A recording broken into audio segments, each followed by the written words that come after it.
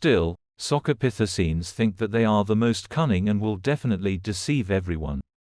In each of them sits a sketch artist and winks at the other.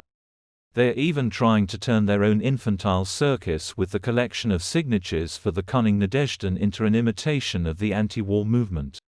And now Najralla Volkov is broadcasting that the people are against the war, which is what needed to be proven. And they are ready to present this opinion as a serious argument for not paying reparations to Ukraine after the war. Scoops never do anything for nothing. And now inside the cave, the illusion of the reality of the election process is created with signatures for the anti-war candidate. The app works brilliantly. Sketchy demiurges roll Nadezhdin's ball under thimbles in such a way that it takes the breath away of the hairy people. It is clear that in the end the stump will give birth to a rat, and with stunning results. Still, it's not in vain that Aleksandr Pamfilova chews on her rations.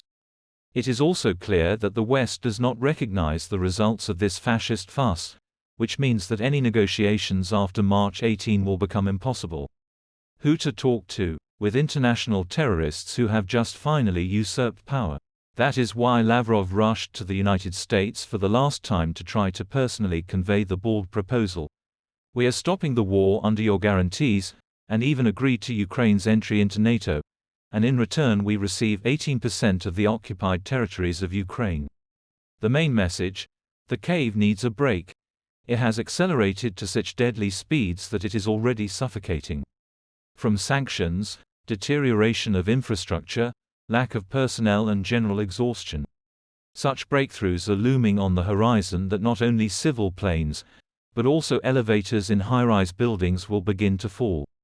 And before everything collapses, the system is looking for the last chance to somehow come to an agreement. Crooked? Askew? It doesn't matter.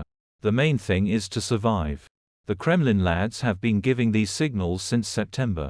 They intensified in December, but the United States responded that Ukraine's position exists for all impudent wishes, so the bald devil should address his delusional proposals to Kyiv, and they will decide whether to accept them or not. This means that the guys made it. They will no longer be rolled up manually, but with the help of NATO tools. And Putin's swan song may soon sound in the Kaliningrad region, where he slipped away on Thursday to personally test the enclave's readiness for a clash. Propaganda sirens have already howled about the inevitability of cutting through the Suwalki corridor, because without it, Kaliningrad will face a painful blockade. Until hunger. And the head of the Foreign Intelligence Service, Naryshkin, howled that the vile West was in full swing preparing a revolution in Russia using proven, Maidan technologies.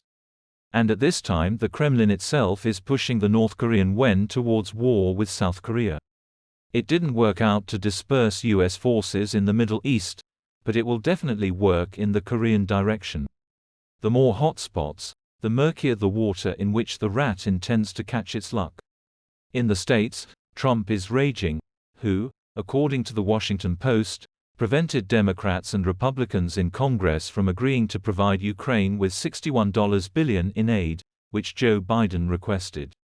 Democratic Senator Chris Murphy warns that if Republicans blow up the agreement, Russia could defeat Ukraine and Europe would be under threat. Europe is preparing for war.